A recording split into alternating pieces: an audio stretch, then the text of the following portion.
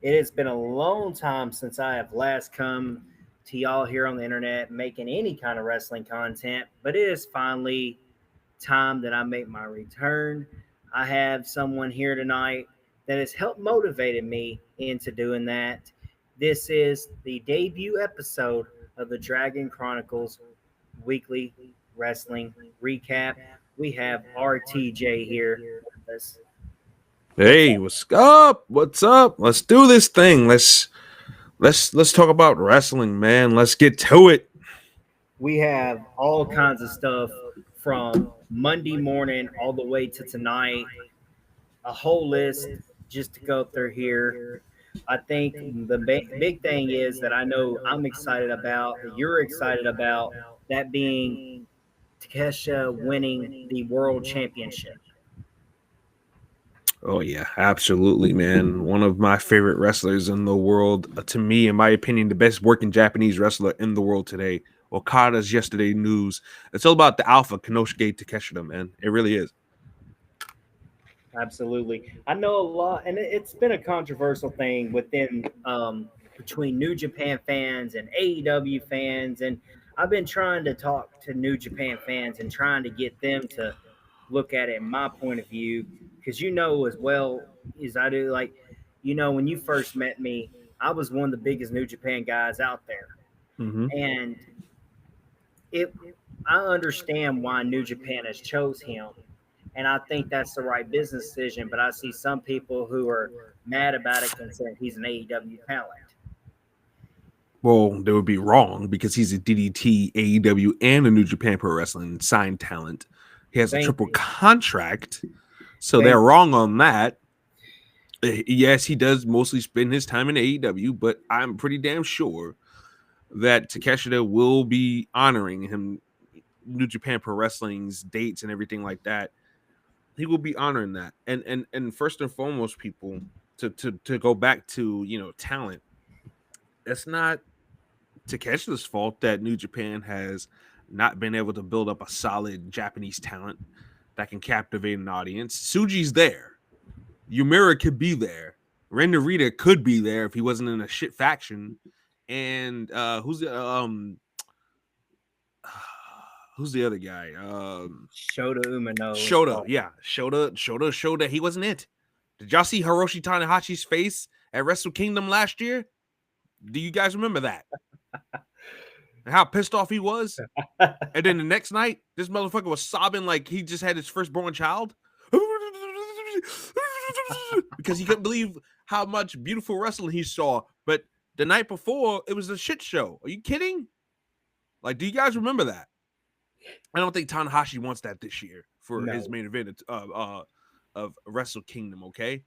So he went with the best man for the job, and the best man for the job is Konosuke Takeshita right now. And Tsuji is ready, which I think you give Suji another year, and I think he can be ready. Yumira, give him some momentum, and I think he can be ready. Ren Exactly. Narita, if they get him out of House of Torture, or either get him out of House of Torture, or have him overtake House of Torture and flip it into a different meaning of House of Torture, because right now, as far as I'm concerned, House of Torture means they're gonna torture and fuck up the match. Whereas if Ren Narita changes the ideology behind the name of House of Torture, and we torture people over here, we hurt people, kind of like almost like a Japanese version of maybe the Death Riders almost, except for minus the interferences and this, that, and the other. That they really haven't, you know, the real emphasis of really hurting people and torturing people. Like that would work out kind of nicely, but until they go there, he's gonna be stuck where he's at. And I don't see anybody else that Japan can really put on that level. Absolutely. Goto is past his prime. Zack Sabre Jr. to me, he's a fine talent, but he's a niche talent. If you like the technical ground and pound wrestling, that's fine, but that's not for everybody. Not a lot of people like that. That's why I take Zack Sabre Jr. has his best matches, in my opinion. And once again, want to preface this, in my opinion, he has his best matches when he's going up against somebody that's opposite of his style, like a Ricochet, like an Osprey, somebody he has to catch first before he can ground them, and then somebody that has to work their way out to combat him for the rest of the match. So I think those are his best matches. But if he's going in there against another submission guy, I just it's fine, but it's just not. It's not for everybody. It's not for everybody. But I just think that New Japan has to really, really use this opportunity that they have with Takeshita right now to start building and heating up Suji, Yamira, and a couple of other guys. They're bringing in Aaron Wolf. That's cool. That's fine. I got no problems with that. Heat him up too on the side. But New Japan has got to start making new stars now. They have to.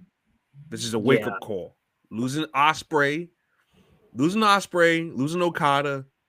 Nakamura, a year like almost damn near 10 years ago, but like it started around that point where they started losing guys. They have to start building up guys now. It's nice that you want to give Tanahashi and Naito, the runs of their lives before they leave. And Naito's already gone. But it's nice that you want to do that, but you have to start prepping for the future. And I think New Japan is late to the party on that. And now they're paying for it. And that's why Takeshita is the champion right now, I feel, because he has the most exposure, the most eyes on him. Like I said, to me, he's the best working Japanese wrestler in the world. Probably Shingo Takagi can give him a run for his money, in my opinion. right. But other than that, Okada just don't feel like the same Okada. Naito's washed. I'm sorry to say it. I'm a huge Tetsuya Naito fan, by the way. But I just feel like his knees are, they quitting on him. Tanahashi, same thing. It's time to wrap it up for those guys. Nakamura, he's chilling. So when you take all that, they have to really start raising some of these guys and raising them now. So Right. Putting the belt on Takeshita is a good business decision, in my opinion. People can hate it all they want, but this is, you use this as a lesson to always stop building stars. You have to really, really prepare for the day that some of these guys can't do it anymore, So you have to start really, really working with some of these guys now instead of later on when you are in trouble. And I think that's the predicament that New Japan Pro Wrestling is in. But whoever foreseen AEW coming? Nobody really saw them coming, especially when there was early tension there. And then now you're in a position where some of your top guys recently, they're going to AEW. Ishii, all those guys are in AEW, spending their time in AEW, just having fun. But now it's really showing up and it's making this mark on your product. So they have to really, really start pushing guys. They have to really Absolutely. start making these dojos count. Like they got a good thing going with the Bullet Club War Dogs with the LA Dojo guys, mostly taking up that faction, and the New Zealand dojo, but they got to start turning out more and more guys, man. They really Yes. do. Because who's to say that Gabriel Kidd doesn't leave and go to, he's got one foot in AEW enough as it is. He's Yep. claiming Death Riders, and Death Riders are claiming him. So, I mean, what's to say that whenever his New Japan deal isn't up, he doesn't leave and go to AEW to join Death Riders full time? You know what I'm saying? Exactly. So, I mean, New Japan has to start building guys now and then start building the next wave behind those guys now. Yes. And what really, like the time that all like Suji and Umino, all them, like they took like their gaps. Suji, Umino, he went over to UK, did some stuff, all this and that. Like the absence of them guys really affected too, because that's where them guys needed to be in New Japan, starting to get built. Mm-hmm. And at this point, I think this is where they should have been on top. I'm not saying that Umino may not be the guy later on. He just is not ready, in my opinion, yet. So Suji would be the most one I would put my money on. And I've said before, I think if what they need to do is have Takesha go on this about a year run at least. You can do him and Suji at Kingdom or Shingo and Takesha at Kingdom. Let Suji get built up, maybe put a G1 win in there, and then have him go on and get the title.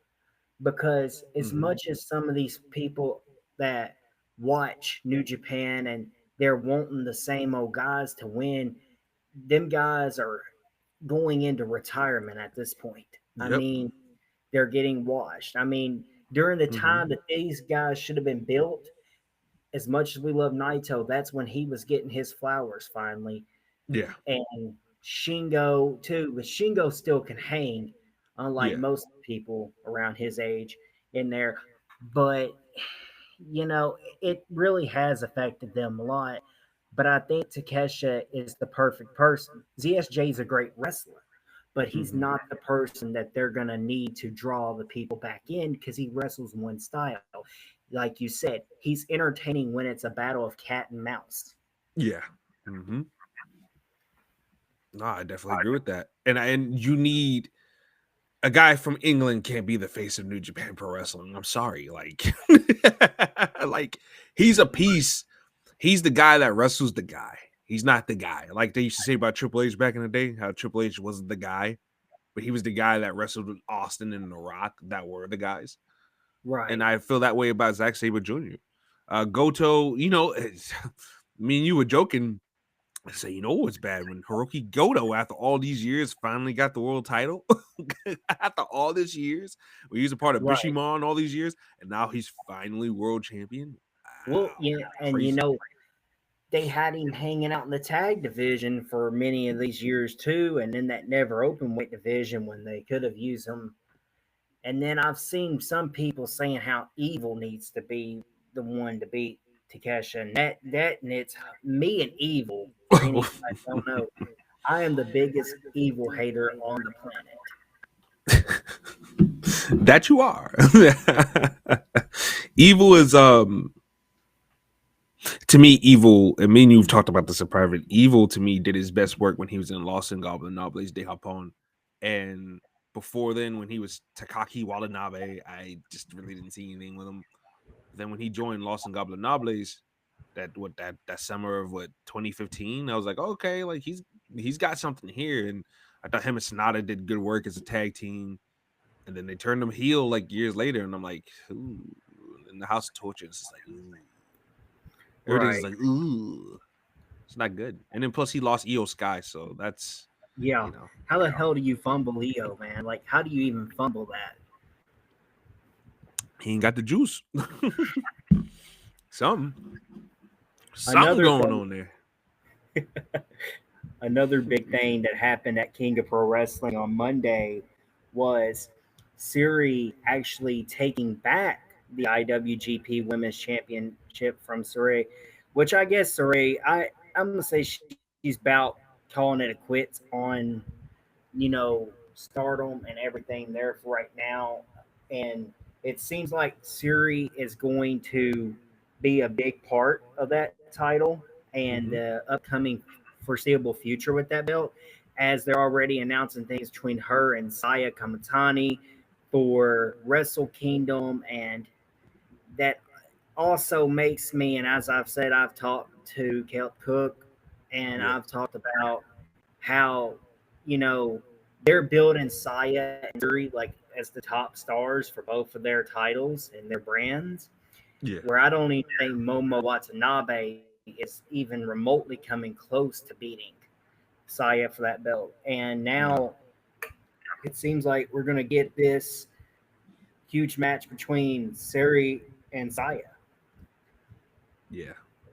Well, I mean, I told you in private how I felt about where they were going with Momo's part. I think hate is definitely turning on her based off of the events we had the last time that they had a big time matchup. She told the group to go away, so she's slowly but surely reforming back into her babyface ways. So yeah, I think that's gonna happen. But you have to get to that point. We'll get past that point to get to where you need to go as far as trying to put on the best match possible, especially for Wrestle Kingdom for the belts. So gotta do what you gotta do there.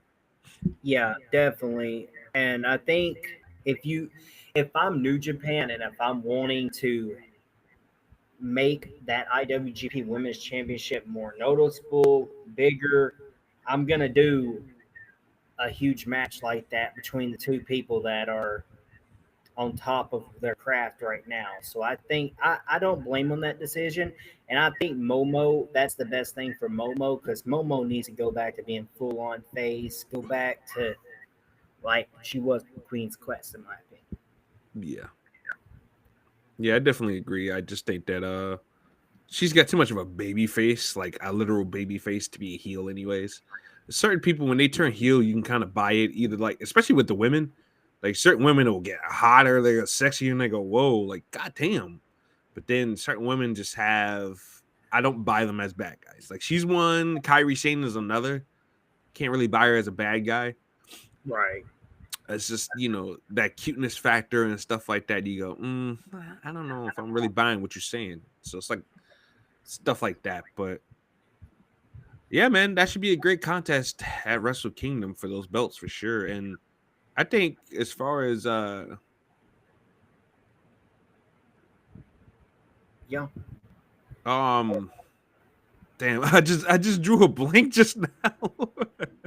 No, that's all good. So as far as Sari goes, I think she's just a freelancer, man. She's going all over the place, man. She's dipping her Absolutely. toes in Japan, New Japan to Stardom, back to Marigold. So I mean, when you have a freelancer deal, you can do whatever you want, kind of like Kota Ibushi back in Absolutely. the day.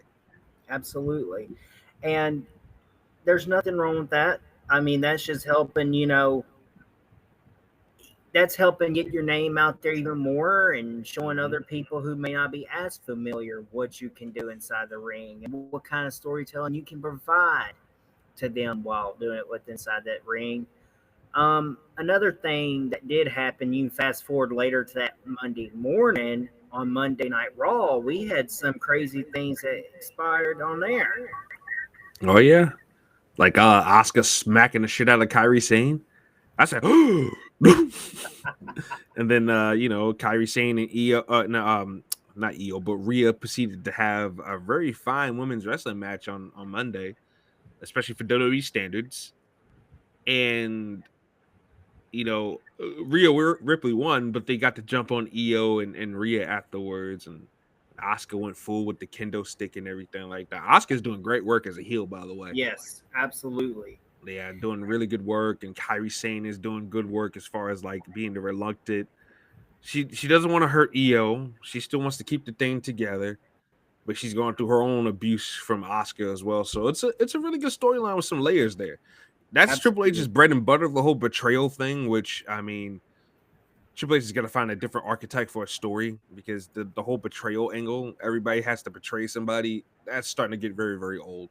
I get Yeah, it's a backstabby locker room, it's a backstabby industry and everything like that. But when everybody turns on everybody every other month, it's like, oh boy, it gets old. It really does. yeah. And I mean, this is a storyline, we've honestly been wanting for a good part of the year. And it took a little later to get it than what I know most people wanted. I personally wish the title was within this between Asuka and Io, because that's what I wanted to see was them two face each other for the title. Mm-hmm. But they had different plans than that, you know, that with Stephanie Valkyr.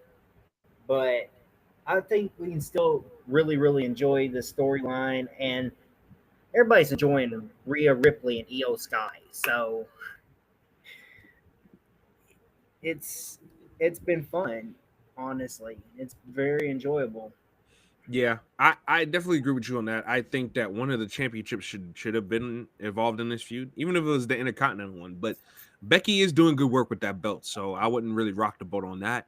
The women's title, Stephanie Vickers, I like her and everything, but she's gonna be feuding with it looks like Roxanne and Raquel, which ain't bad. I think she can get good match. Her and Roxanne can have a good match. Her and Raquel, I guess we'll see. Raquel's been lighting it up lately as far as her in ring work and stuff like that is concerned. So I think she's definitely on a roll. But I think that I really do agree with you that I think to even make this feud better would to have the women's championship be involved in this. But I can see what Triple H is doing here. I think Triple H is trying to spread the wealth as far as like, okay, we have this feud for the Intercontinental title. We have Bailey and Lyra doing their own thing. Now we have Stephanie and Stephanie feuding with Roxanne and Raquel, and then we have Io and Kyrie and Asuka and Rhea feuding with each other. So I guess when you slap all that together, you have 4 women's feuds playing out at one time. So I guess that's what he's doing, and hey, props to him for that. Because a couple months ago, a lot of people were shitting on him for having a one-note women's division. So he's got 4 feuds going on right now when you think about it on one show. So that's cool. So I'll kind of leave that alone, but I do agree with you. Io and Oscar for the belt. Woof! Oh, great stuff. Yeah. My God. And Io is actually about to have another big match coming up with Mayu Iwatani. So in Stardom.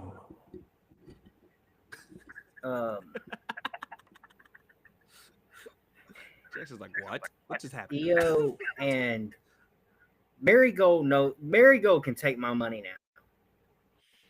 Yeah, that's gonna Marigold can take my money. Like like legitimately, I don't even like paying for wrestling, but I'm probably not going to pay for this. I'm probably going to stay up all night and go into work the next morning tired and just fall out when I get home, because there ain't no way I'm going to miss this card that's coming up for Marigold. And plus, I have to watch. I have to watch Io on there. We've already had Io and Utami. And it's huge because Mayu Iwatani and Io, they've had some classic matches back in Stardom.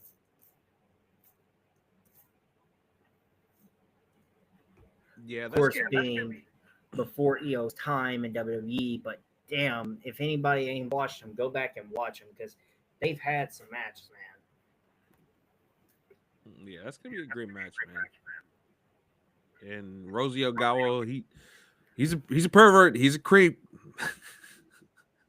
But he knows how to book some women's wrestling, man. He really does. Yeah. He's a little hard on some of the girls as we've seen, previous posts and everything like that. But he knows how to book some fucking good women's wrestling. So, like, you have to take that positive part into consideration.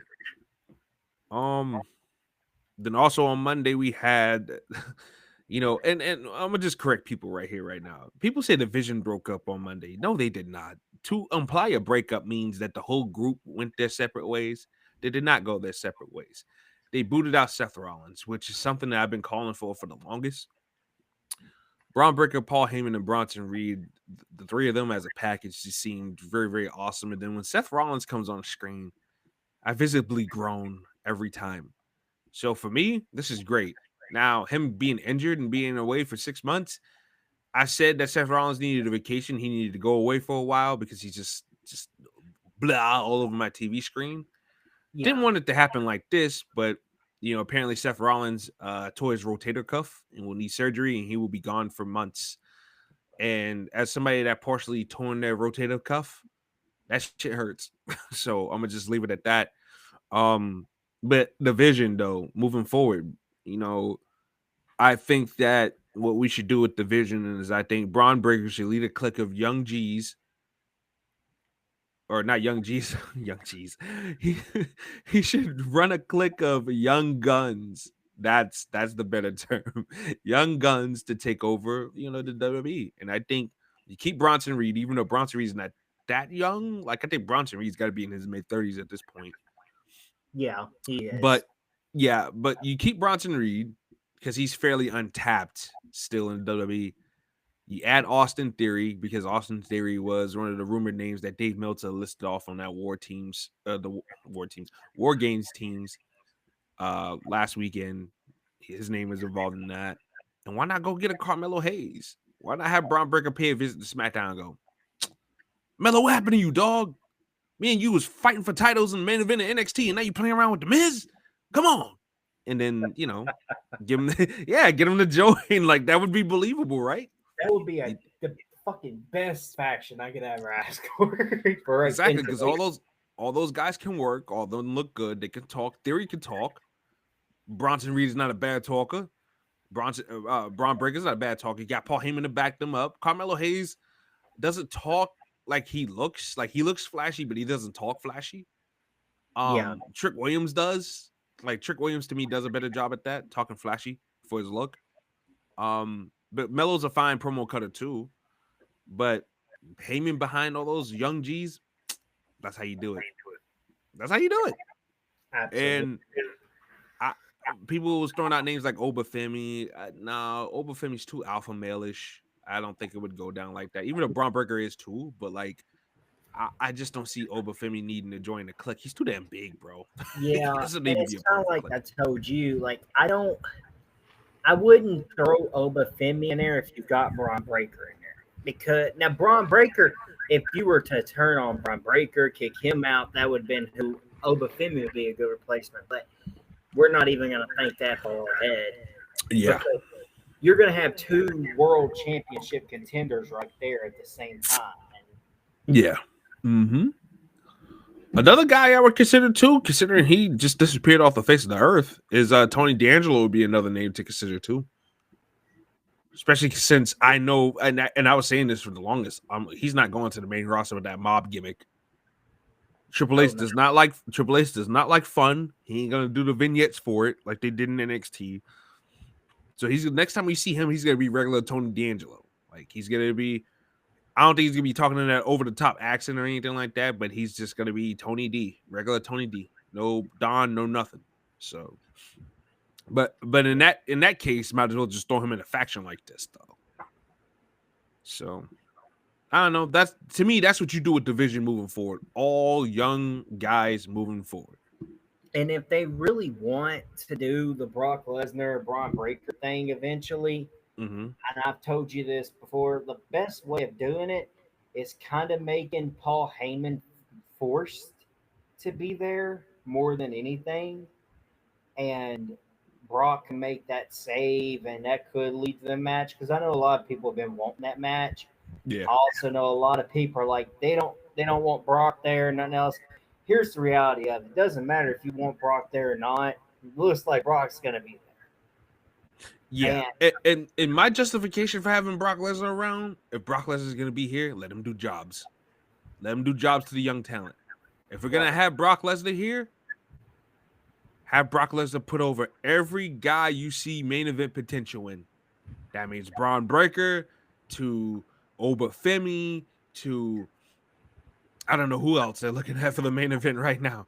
But you have Brock Lesnar do jobs, is what I'm trying to say. You They've use got Brock Lesnar's people. name because Brock Lesnar has a legacy. He has a name of his own. Brock Lesnar is good to go. He's on. I'm not gonna say he's on a decline because Brock Lesnar is still a physical like monster and shit like that. And Brock Lesnar's damn near 50 at this point. He has to be. Yeah, But Brock Lesnar he's still a fucking wrecking machine and still looks great for his age and for his build and everything. But you use Brock Lesnar to put over the guys that you see a lot of main event potential in, and and that's how you use him. That's how I can stomach him being on TV. you have a couple of options that you can go with now in wrestling and WWE now that Mm-hmm. can be a believable beat to Brock Lesnar. When you Oh yeah. look at a lot of guys that Brock Lesnar even lost to, they were like really, really compared to considered to be dominant guys. Seth Rollins wasn't so much, considered to be the most dominant, but he was really on top of the world and he was beating other obstacles, which fit really well for him when he was beating Brock. Mm-hmm. Roman Reigns is a powerhouse himself in his own way. He beat Brock. Obviously, there's not much to even talk about if I say about when Brock used to lose to Goldberg because Goldberg's just jacked as hell anyway. So, and then John Cena was on top, was the face of the company, on top of the world. So he had beat Brock, but a lot of people other than them, like Brock, would just go through. But it's like you said, you got Obafemi, you got Braun Breaker, just two names I can say right then and there that can actually be a very believable choice to beat Brock Lesnar. Mm-hmm. Yeah, definitely. I mean, you could throw somebody in there like Depending on what kind of gimmick they do with Tony D'Angelo, eventually you can use D'Angelo too. Like he's got like credentials. He kind of throws guys around with suplexes and stuff like that. So he's not like some pansy. There's a couple other guys you could use to Gunther. Gun- Gunther. Yeah, a lot of people still want to see Gunther and Brock. That's another good one.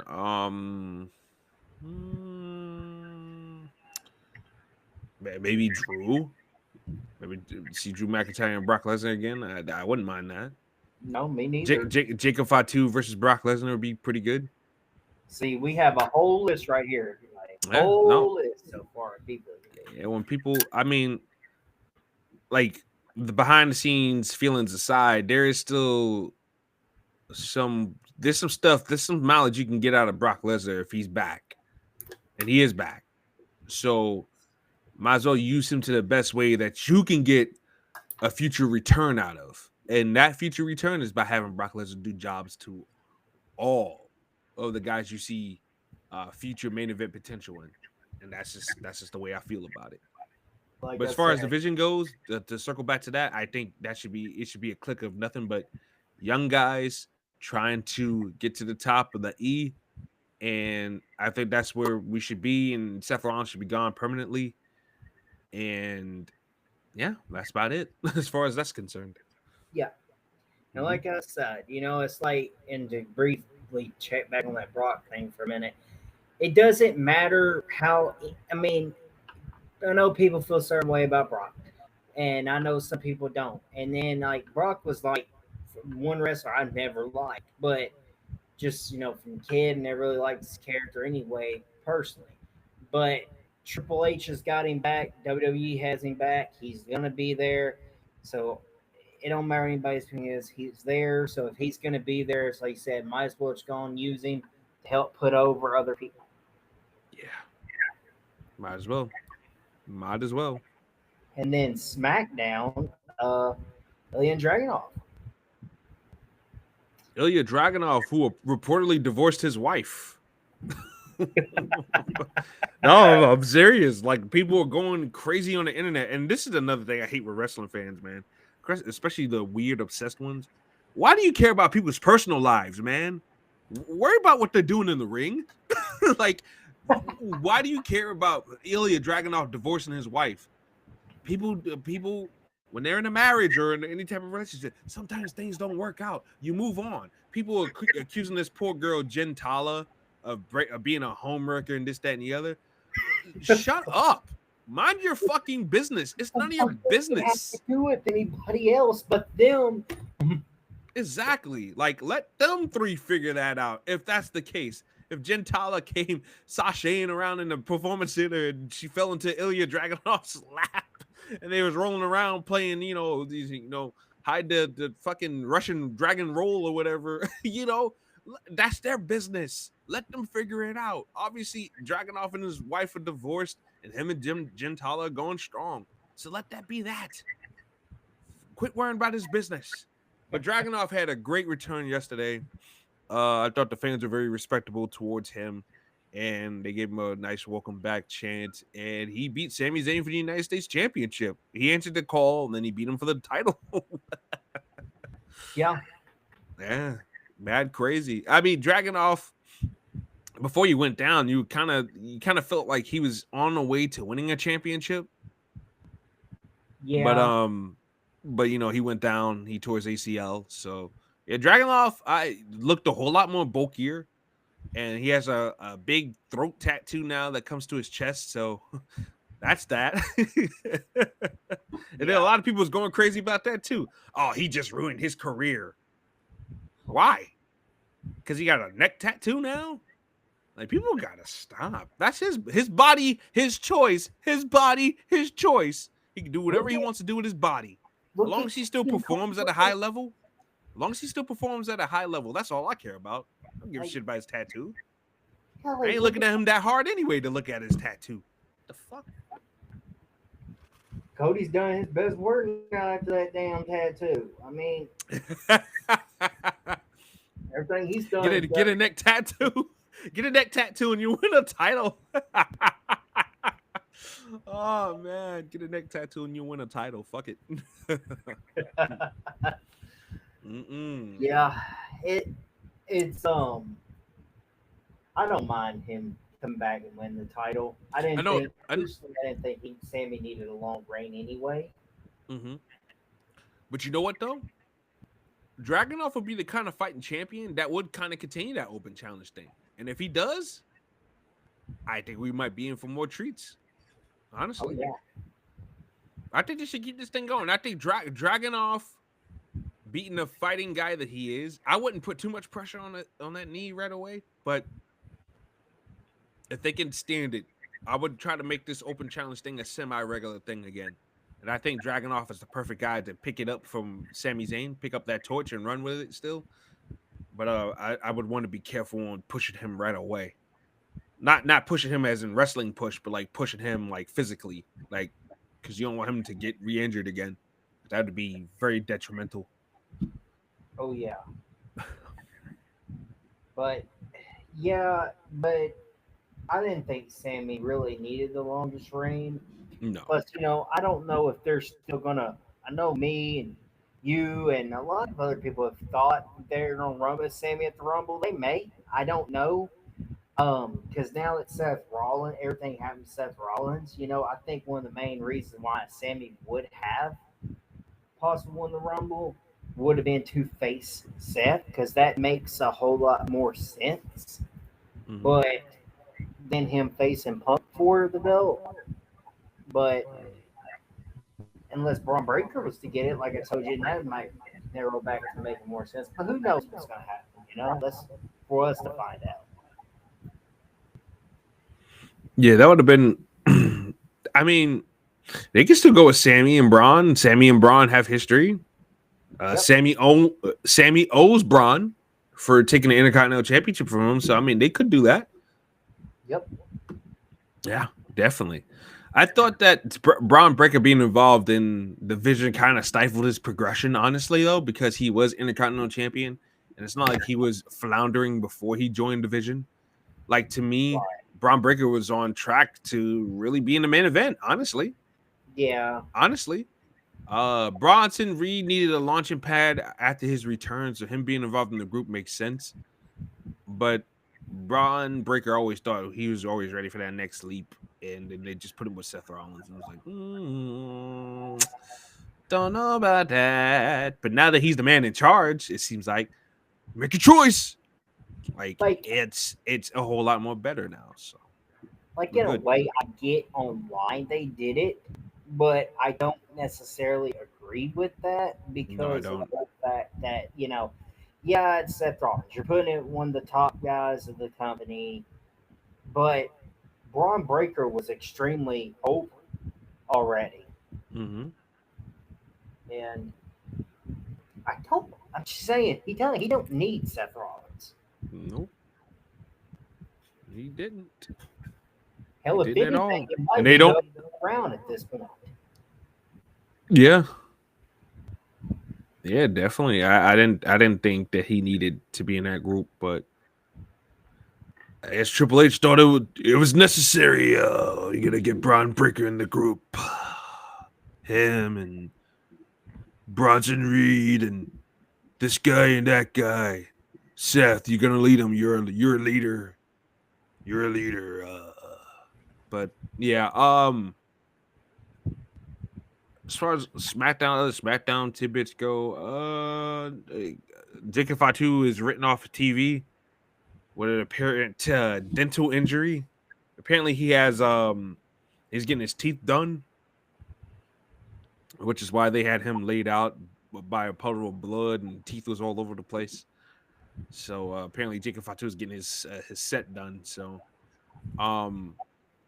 when they was like it wasn't a wrestling related injury, I was like, oh God, don't tell me he's got cancer.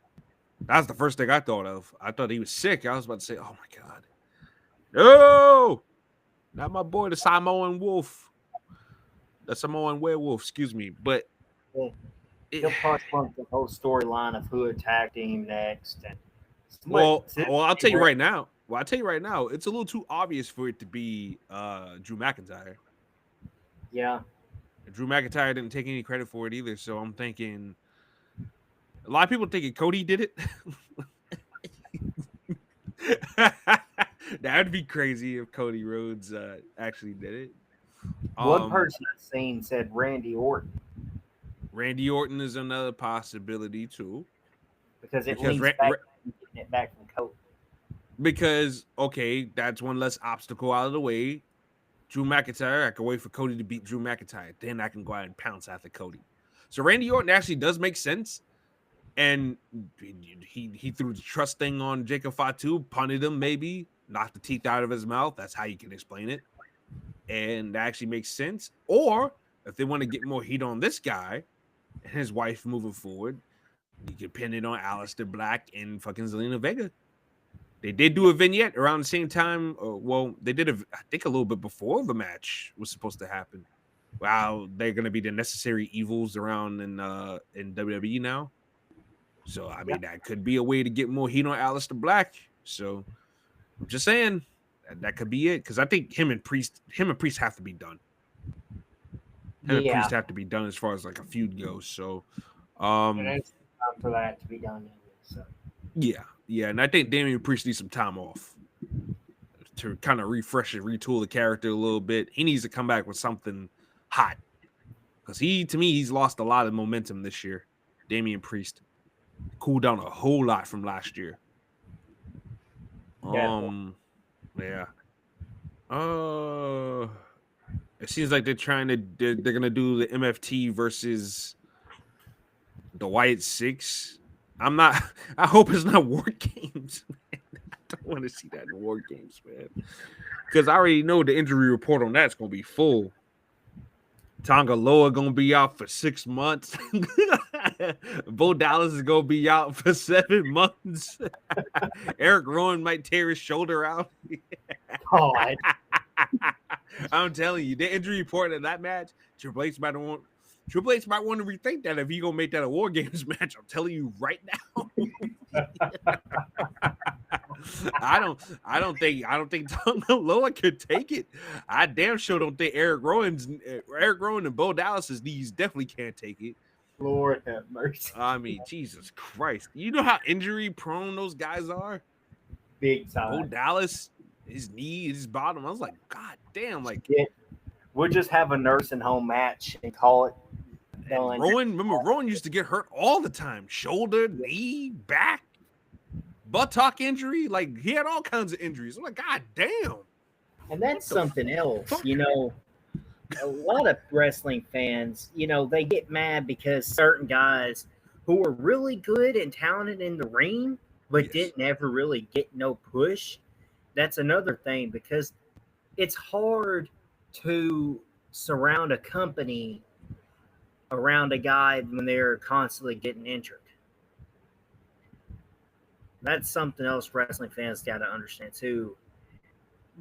Just because somebody's good in the ring don't mean you can always push them, even if you want to, because if you put them in one match, they're liable to get injured and be out for 7 months.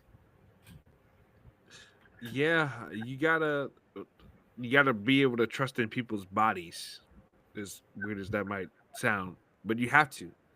When you're investing in a wrestler, you're not just investing in their skills in the ring or their marketability, but their body, how long that holds up.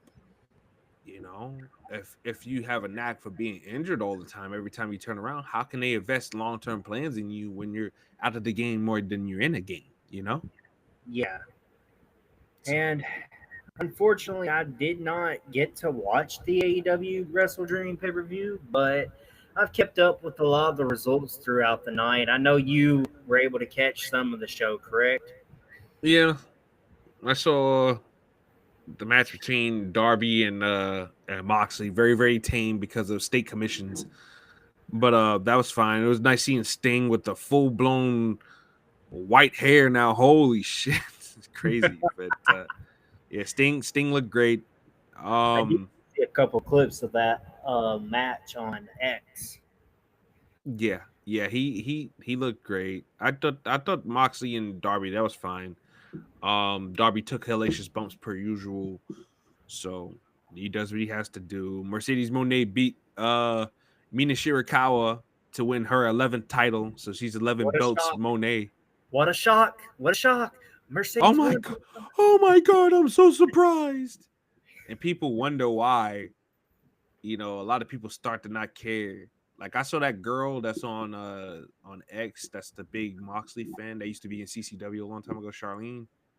Like Mm-hmm. she was taking heat earlier because people were like, no, she was like, nobody cares. But the thing is that she's kind of right in a sense, because the thing is, where's the drama? To me, in the back of my mind, when I know Mercedes Moné is only doing one thing right now, and that's racking up championships, is there really any ounce of drama that goes into any of her matches? Yeah. Especially when I know the foregone conclusion already. Make it hard for me to believe that she's not going to win this belt. I don't think they do a good job of that. The wrestling is fine. There's nothing against the wrestling before anybody jumps down my throat. Pause. There's Right. nothing against the wrestling. The wrestling is fine. It's I perfect, like even. Mercedes, but I'm But just when you're doing this whole belt collector thing, and when you see somebody like Mina come out who got no reaction when she came out, despite being very, very popular, it's probably because people knew what the foregone conclusion was, that Mina was about to cough up that belt, and that's exactly what happened. There's no trauma, there's no ride, there's no thrill of the ride, because there is no ride. It's get your ass in this ring, you know. Let me tap you out real quick and let me get your title. And that's it. There's no drama. There's no shakeup. There's no nothing. Nothing. And when you show that, people aren't gonna be enthused for it. So they gotta be really, really careful about that for real. And now she's gonna fight Chris Statlander for the AEW women's title. I don't know, guys. I don't think Mercedes is going to lose two big championship matches for that heavyweight title in 1 year. That's just my opinion. So I think we might be getting 12 belts Monet pretty soon. yeah. The only belt she's remotely really lost that was that New Japan Strong Women's title. She didn't get pinned to lose that. She didn't even get pinned in that match. Nope. It was I like who got Mercedes. pinned? It's just, Who got pinned? AZM got pinned, right? Azumi got pinned. no, Zumi won. Oh, Azumi won. Who got pinned? I'm blanking on who was in that match. Yeah, me too. It is 12 o'clock in the morning over here, people. Crazy. And this man really got Domino's Pizza's logo tatted on his face. My God. Oh, good Lord.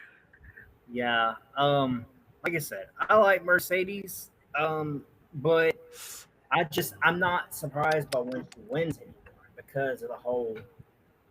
It's just getting too obvious. Yeah. It's like blah. There's no meat on the bone. Like I said, wrestling is at its finest when, yes, you have a great match, you have a great story, and you have a great thrill ride within that match that helps make things flow to the point where you believe either guy or either girl in that match has a chance to win. When I don't believe that one party in that match has a chance to win, I'm immediately turned off. I don't want to see it. Like, see last Sunday or Monday morning with the match with Takeshita, there was a good chance that Zack Sabre Jr. probably would have won, because we know they like him over there. We know the powers to be like him over there. And the fact that maybe Tony Khan told him that Takeshita has duties in AEW and he can't do it. He can't win the belt. But there was always that chance. So in the back of your mind, you're like, it's not a foregone conclusion that Takeshi's going to win this match. I like wrestling like that.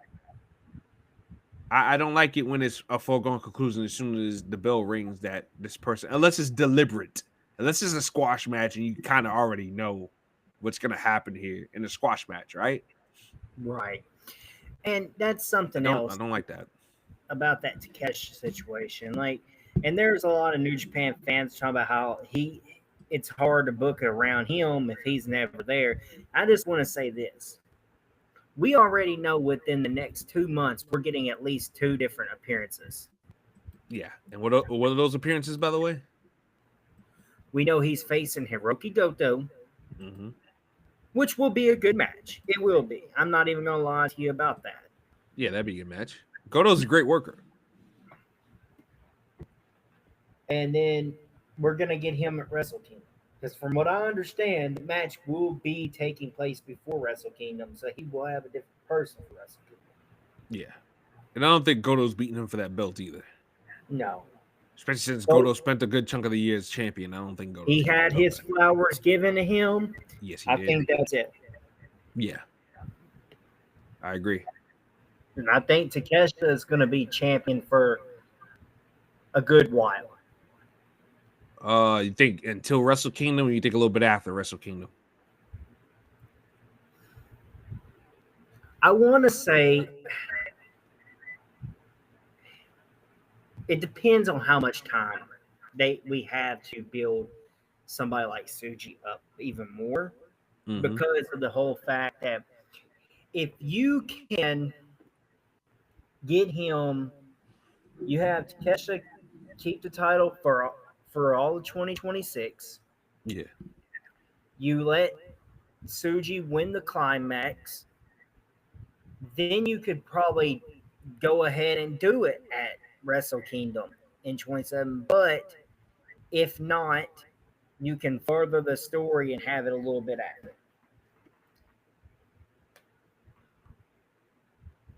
But at that point, I also think if you're going to have Takeshi on a huge run like that, it's best for a title to change hands at a big show like Wrestle Kingdom. Yeah. I just think that Takeshita, they got to give him something, and they got to give him a run. I don't want a pansy run to Wrestle Kingdom and he drops the belt to whomever. They got to let him run wild with that joint, because besides feuding with Okada, which we all know is coming, there's nothing else for him to really do right now in AEW. It's not like he's going to be fighting for the world title or anything like that.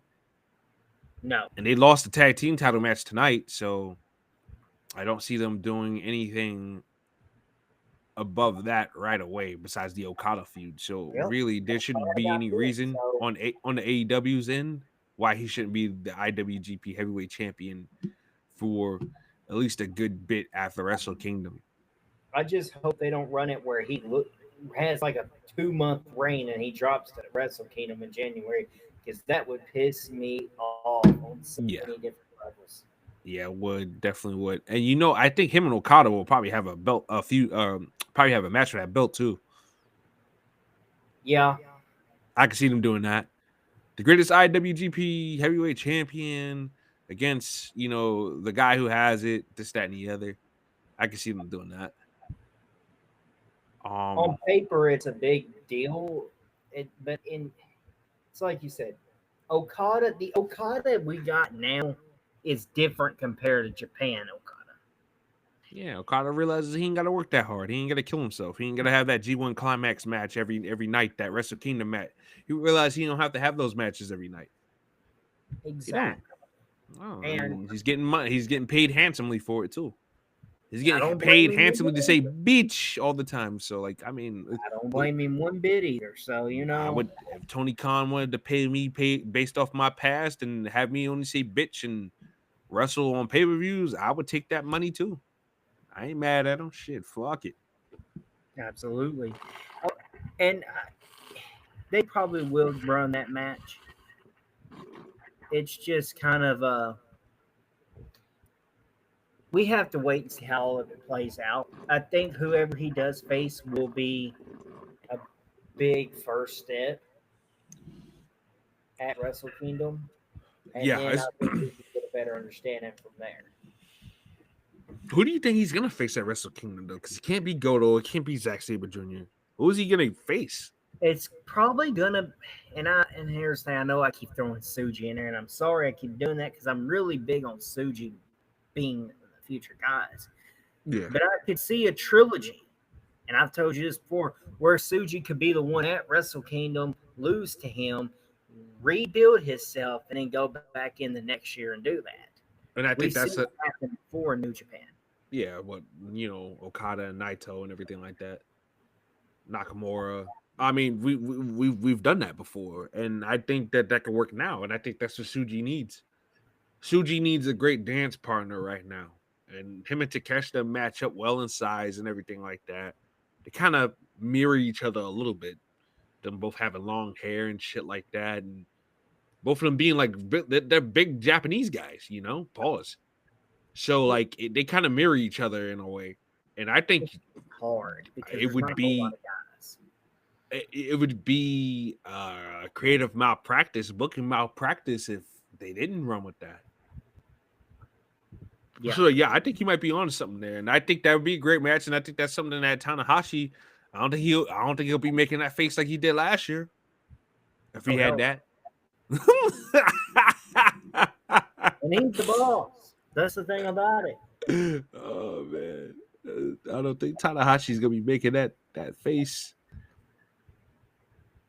Oh my god, he's not doing any of that. No, and then, like I said, man, it's hard not to run with something like that because what the hell else are we gonna do? I mean, I know there's New Japan fans like, well, you could go in there, you could. I'm like, shut the hell up! No, you cannot throw him in there. You're telling me Evil needs the main event against Takesha in the fucking main event of Wrestle Kingdom for the God! I mean, stop. Well, he was getting cheered more. I don't give a fuck. Just because you get cheered doesn't mean you're a great wrestler. Nah, Evil, no. Hell no. Evil's not the man. Right now, this current incarnation of Evil, not the man for the job. If you want to run with Evil, go back to what he used to do, and then he's still mid card at best. Sorry, not sorry. Have him be the king of darkness again. Like him and Sonata both, I think, need to go back to their not to go back to being in Los Angeles. Obviously, LIJ is no more in New Japan. What do they call themselves now? The unaffiliates. Yes, What's they call themselves now? Not go back to them, but like just go back to their old gimmicks. Cold Skull Sonata was probably the best version of Sonata. Now this man he's wearing sparkly crotch bodysuits now. It's just, dude, like we used to be something. What the fuck is going on here? And Evil, forget about it. Sonata mark there was, and he's saying this. So I was a huge Cold Skull Sonata fan. Huge. I modeled some of the Raven King stuff after Sonata, like the look and everything. As far as like wearing long coats and like just the way my car looks, I modeled a lot of that shit after Sonata, but not this incarnation. You understood Cold Skull Sonata where other people didn't. A lot of people didn't understand him. They said, he'll do this, he'll do that. He's Cold Skull. You understood that. Yeah, Sonata, he was an emotionless guy who just had that appetite for competition. And then he cut the promo saying, when I win something, that's when I'll do my talking. And what happened? He won something and he started talking. He started talking. Like he gave you a goal. That's why when people like, oh, New Japan don't tell stories, they do tell stories. You might need subtitles to understand these stories, but yeah, they do tell stories, bro. Like, and then some of the stories are just plain and simple and right in front of your face. And if you can't catch it, then I don't know what to tell you. My biggest advice to anybody who is watching New Japan and trying to learn the storylines, just watch the matches. But here's the catch. You can't just jump in, watch the main event and let that be. The 6-man tags and stuff are really, really important when it comes to understanding the storylines because that's usually how they start building up for upcoming matches, next contenders, and everything else. So those are where you got to pay attention. That's the way Japan works with their wrestling. Yeah, absolutely. I agree. And I know that Adam Page and Samoa Joe, they had their match. Page won. They turned on them. They beat the hell out of him. And I was like, yes, do it again. Beat his ass. Even Shibata Bang Bang was beating his ass. I was like, oh, yeah. This is great. I love this. As you guys probably know, I am not an Adam Hangman Page fan at all. I know he's a great wrestler. He's over with a lot of the AEW audience. I just don't care for him personally. I'm just he like I said, he is a great wrestler, but like I don't connect to him at all. He's not my type of wrestler to get behind, character wise, and just not my guy. Samoa Joe, Powerhouse Hobbs, that's more my speed. Eddie Kingston, Hook, Homicide, Low Key, that's more my speed. I get where you're saying that too, because like I'm a big Darby guy. I am, that, but but not everybody else is. But I know a lot of women love him some Darby Allin. I like, I love Darby's character. I love his persona. I know that sounds crazy as hell of me and psychotic of me, but it just is what it is. I love it, Yeah. We'll see where everything else leads with AEW and WWE. We obviously know pretty much where things are leading with Stardom, Marigold, and New Japan, sort of. We're still trying to figure that one out, as you can see. Yeah. But we'll figure everything else as we just watch within the coming weeks. I can't wait on Monday Night Raw to see what happens considering what happened with Division last week. Yeah, we got, and I think two Intercontinental Championship matches and a World Tag Team Title match. So Judgment Day versus Styles and Dragon Lee, Becky Lynch versus Maxine Dupree, and then we got Rusev, versus Dirty Dom. All right, do you think Rusev's taking the title? I don't see him losing twice. I see Penta getting involved, and I think they're gonna throw a 3-way at the next pay-per-view, which is most sense. Survivor Series. Yeah, I think they're gonna do a 3-way either at Saturday's Night Main Event or Survivor Series, whichever comes first. Yeah, but I think what makes the most sense is a triple threat. Personally, I'd like for Penta to be the one to get the belt. Yeah, because I think he needs to get it first. I think something's missing with this Rusev character, and I'm sorry to say it, but I think it's Lana. I think Rusev needs Lana again. Like, I like what he's doing. I like that he's talking and everything like that, but I think he's missing Lana. I think Lana needs to come back, either full time or semi regular. Like, she needs to be back on screen with him again. So yeah, I definitely wouldn't mind if they did that again. Just no cuck storylines again, please. Even though that wedding was funny as hell, like it was so bad, it was so good, but I don't need no more of that, please. None of that. But yeah, to me, either Penta or Rusev could get that belt, and I wouldn't mind it at all, because Rusev is somebody who got cheated. He got shitted out of a lot of things his last year and some change, and last 2 years and some change in WWE. Got cheated out a lot of different things, and then Penta's still over and everything like that. He's got a lot of momentum, and I think Triple H needs to finally capitalize on it. Absolutely. One of my problems with Triple H is that Triple H doesn't strike while the iron's hot. He still got to go with his long, drawn-out plan, and I think it doesn't hurt to accelerate the thing. That's why I made that Vision angle on Monday night so great, is because even though it was because Rollins was hurt, we sped up the process a little bit. We skipped a couple of chapters, and I was fine with that. Because they would have probably held their current, if he wasn't injured, they probably would have held all this together within the rest of this year. Mm-hmm. Because I know he was going to be a factor at War Games. But, of course. They were going to be the team. I truly believe that. And then, yeah, you're right, though. He has problem taking on somebody comes in really, really hot, the crowd and everything, and being over. Because Penta's a great example of that, because he started off really hot, really over, and it's kind of died off in a lot of ways. But this would be the perfect way to pick it back up. And I would not mind seeing Penta and Rusev feud for that belt. Yeah, I wouldn't mind that either. Yeah, because I think it's time for Dominic to drop it and Mm-hmm. move on to bigger and better things. Yeah, I And I agree with think that. that will start. I like I've said, I think there's two people within next year that needs to be heavyweight champion.